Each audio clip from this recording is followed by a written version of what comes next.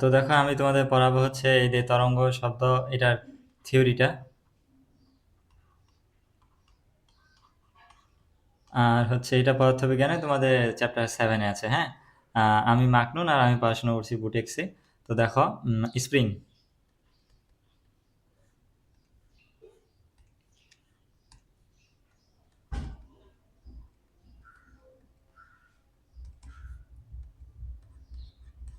তো এই যে দেখো, এটা মনে করো স্প্রিংটা আছে, দেন হচ্ছে তুমি এখানে একটা ভরের বস্তু ঝুলাই দিছো, ঠিক আছে? তারপরে তুমি কি করলা, দেখো এখানে একটা ভরের বস্তু তুমি ঝুলাইছো বা এখানে আটকাই দিছো, দেন তুমি এটাকে একটু টানলা, এই পর্যন্ত টেনে আনছো। হ্যাঁ, তাহলে দেখো তো শুরুতে এটা এখানে ছিল, দেন এখন দেখো তো স্প্রিংটা একটু প্রসারিত হয়ে গেছে না? ধরলাম হচ্ছে এক্স পরিমাণ প্রসারিত হয়েছে। এখন দেখো, তাহলে তুমি এই পর্যন্ত এটাকে টেনে এখানে টেনে আনছো, দেন যখন ছেড়ে দিবা স্প্রিংটা কি করবে, এখানে যাবে, দেন একটু উপরে চলে যাবে না? এরকম কিন্তু এটা করতে থাকবে, ঠিক আছে? যেহেতু বাতাসের বাধা আছে এটা একসময় থেমে যাবে। কিন্তু তুমি দেখো, যখন এখান থেকে তুমি এই পর্যন্ত টেনে আনলা, দেন যদি ছেড়ে দাও প্রথমে ওটা এখানে যাবে, দেন এখান থেকে কি করবে, এদিকে যাবে না? তো এটার একটা পর্যায়কাল থাকবে, ঠিক আছে? পর্যায়কাল। তো পর্যায়কাল বা দোলনকাল যাই বলো, ওটা হচ্ছে টি। এটা বের করার ফর্মুলা হচ্ছে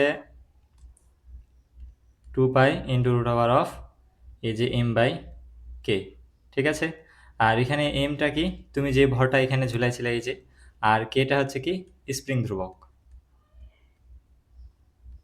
স্প্রিং ধ্রুবক। তাহলে এটা হচ্ছে তোমার এই যে পর্যায়কালটা, ঠিক আছে? এখন এফ ইকালস টু একটা ফর্মুলা তুমি পড়বা, সেটা হচ্ছে কে এক্স। তুমি যে এটাকে এই পর্যন্ত এদিকে টেনে আনছো, একটা বল প্রয়োগ করছিলে না এফ, ঠিক আছে? আর বল প্রয়োগের ফলে দেখো তো স্প্রিংটা একটু প্রসারিত হয়ে গেছে না, এক্স পরিমাণ? তাহলে আর কেটা হচ্ছে কি, স্প্রিং ধ্রুবক, ঠিক আছে? এটা হচ্ছে কি তোমার জন্য। এখন স্প্রিং এর জন্য যদি তুমি এই ফর্মুলা লিখতে চাও, তাহলে ওইটা হবে কি, এফ ইকালস টু মাইনাস কে এক্স। এখানে এখন সামনে মাইনাস কেন? কারণ স্প্রিং এর যে প্রত্যয়নী বলটা আছে ওটা কি উপরের দিকে না? আর স্প্রিংটা সরণ কোন দিকে হয়েছে, নিচের দিকে। এই জন্য বল আর সরণের দিক কি, বিপরীত। এই জন্য হচ্ছে সামনে একটা আমরা মাইনাস দিয়ে দেখাই, ঠিক আছে? এবার তুমি দেখো তরঙ্গ।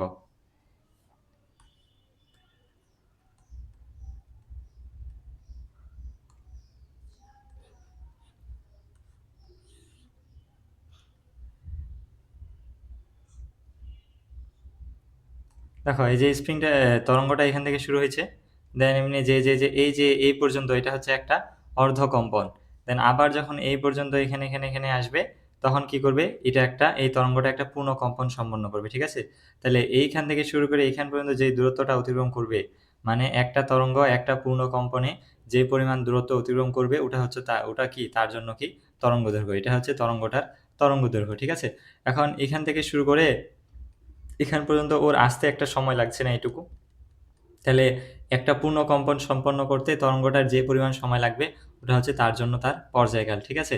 এখন তরঙ্গটা এদিকে যে যাচ্ছে, একটা বেগ নিয়ে যাচ্ছে না, ভি বেগ নিয়ে যাচ্ছে। হ্যাঁ, আর আমরা আরেকটা জিনিস শিখবো, সেটা হচ্ছে এফ। এফ হচ্ছে কি, কম্পাঙ্ক। এখন কম্পাঙ্ক কি, একক সময়ে এই তরঙ্গটা কয়টা পূর্ণ কম্পন সম্পন্ন করতেছে। দেখো এখান থেকে এই পর্যন্ত একটা পূর্ণ কম্পন, দেন এখান থেকে আবার এখান পর্যন্ত একটা পূর্ণ কম্পন, আবার যদি তুমি এটা যাও এই যে এখান থেকে এই পর্যন্ত আরেকটা পূর্ণ কম্পন, ঠিক আছে?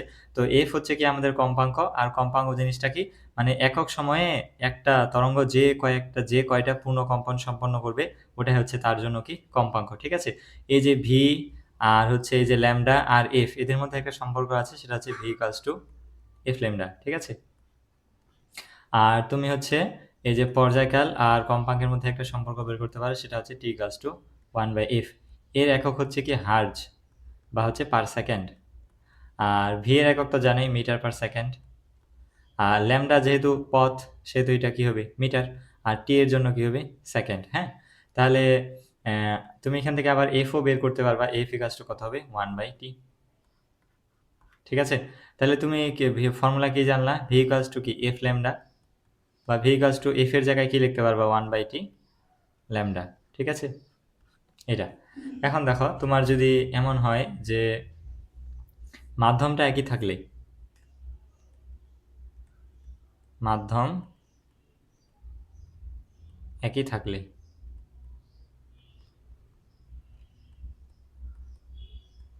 বেগও একই থাকবে।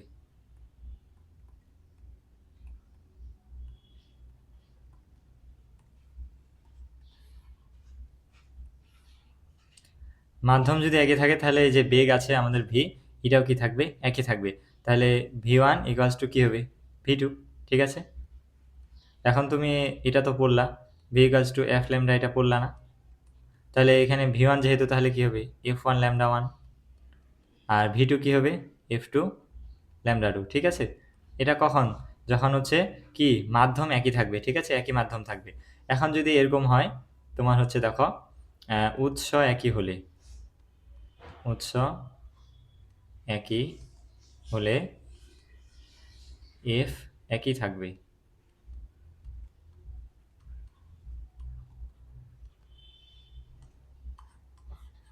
ঠিক আছে, তাহলে দেখো তাহলে f1 ইকুয়ালস টু কি হবে, f2।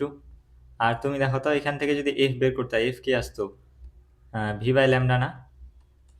তাহলে যেহেতু f1 ইকুয়ালস টু f2, তাহলে কি লিখতে পারবা, v1 by lambda 1 equals to v2 by lambda 2।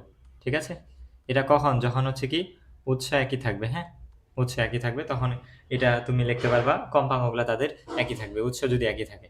হ্যাঁ, এখন দেখো অনুদৈর্ঘ্য তরঙ্গ, অনুদৈর্ঘ্য তরঙ্গ।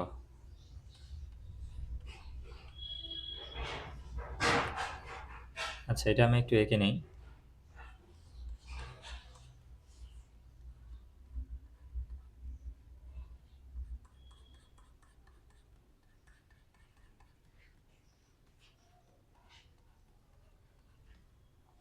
তাহলে এই জিনিসটা দেখো, এখানে হচ্ছে কি হয়েছে, সংকোচন হয়েছে, আবার এইটুকুতে কি হয়েছে, প্রসারণ হয়েছে, আবার দেখো সংকোচন, আবার দেখো প্রসারণ।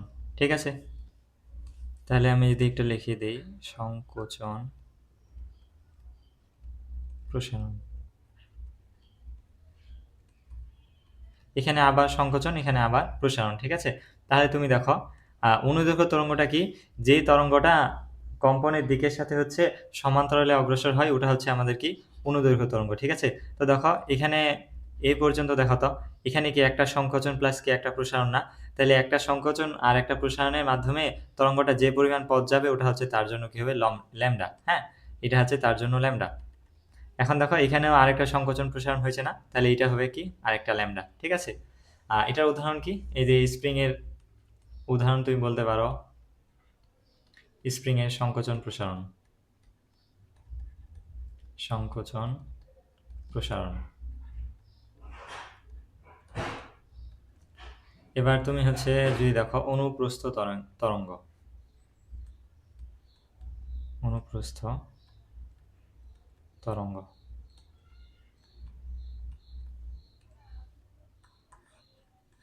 দেখো এটা হচ্ছে এরকম,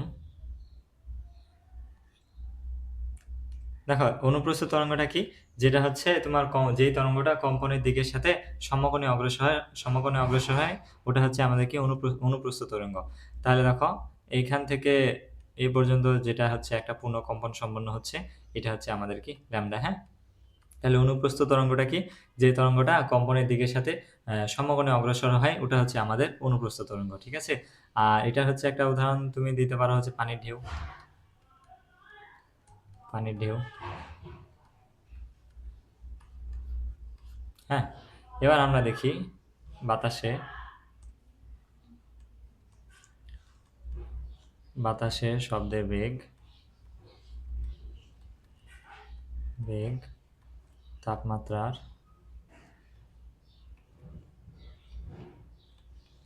বর্গমূলের সমানুপাতিক।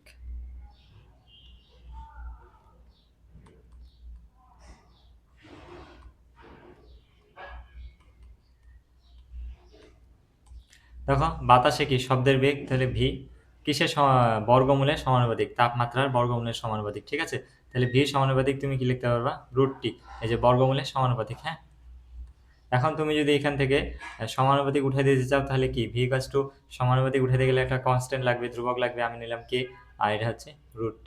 ঠিক আছে, এখন তুমি এটাকে এইভাবে লিখতে পারো। এখন যদি তুমি v1 লেখো, তাহলে কে √T1 হবে, আর যদি v2 লেখো, তাহলে কে রুট টি টু হবে। এখন কে কেন চেঞ্জ হবে না? কারণ এটা আমরা ধ্রুবকটা নিচ্ছি, ধ্রুবকটা তো সেম থাকবে, ঠিক আছে? তাহলে এটা হচ্ছে আমাদের ১ নম্বর সমীকরণ, এটা হচ্ছে ২ নম্বর সমীকরণ, ঠিক আছে? তাহলে তুমি ২ ভাগ ১ করে দাও। তাহলে v2/v1 ইকুয়ালস টু কি আসবে? কে রুট t2/কে রুট t1। এখন হচ্ছে তুমি এখান থেকে এগুলা কেটে দাও। v2/v1 equals to root over of t2/t1, ঠিক আছে? আর দেখো তো এখানে v1টা কি? এটা হচ্ছে t1 তাপমাত্রায় শব্দের বেগ, আর v2টা কি? v2টা হচ্ছে t2 তাপমাত্রায় শব্দের বেগ, ঠিক আছে? আর একটা জিনিস তুমি জেনে রাখো, সেটা হচ্ছে 0 ডিগ্রি সেলসিয়াস তাপমাত্রায় শব্দের বেগ হচ্ছে ৩৩০ মিটার পার সেকেন্ড, ঠিক আছে? 0 ডিগ্রি সেলসিয়াস তাপমাত্রায় শব্দের বেগ হচ্ছে ৩৩০ মিটার পার সেকেন্ড। এখন 0 ডিগ্রি এটা t1 ধরো, আর এটা কি v1। এখন এটাকে তোমার ডিগ্রি সেলসিয়াসে রাখলে হবে না, এটাকে কেলভিনে নিয়ে যেতে হবে। তাহলে 0-র সাথে মানে যেটা তোমার সেলসিয়াসে দেওয়া থাকবে ওটার সাথে 273 যোগ করবা, তাহলে তোমার রেজাল্টটা কেলভিনে চলে আসবে, হ্যাঁ? এখন যদি তোমাকে 30 ডিগ্রি সেলসিয়াস তাপমাত্রায় ভি বের করতে বলে, তাহলে পারবা না। এটা হচ্ছে তোমার t1, এটা হচ্ছে v1, আর এটা হচ্ছে t2, এর সাথে কিন্তু 273 যোগ করতে হবে, আর দেন হচ্ছে তুমি v2টা এমনি করে বের করতে পারবা, হ্যাঁ? এবার আমরা দেখবো হচ্ছে প্রতিধ্বনি।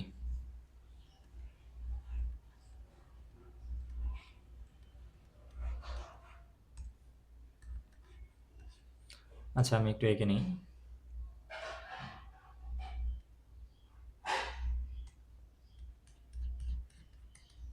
এটা হচ্ছে প্রতিফলক।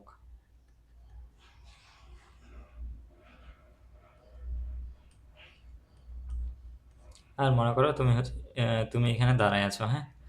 আর এইটুকু দূরত্বটা হচ্ছে ডি।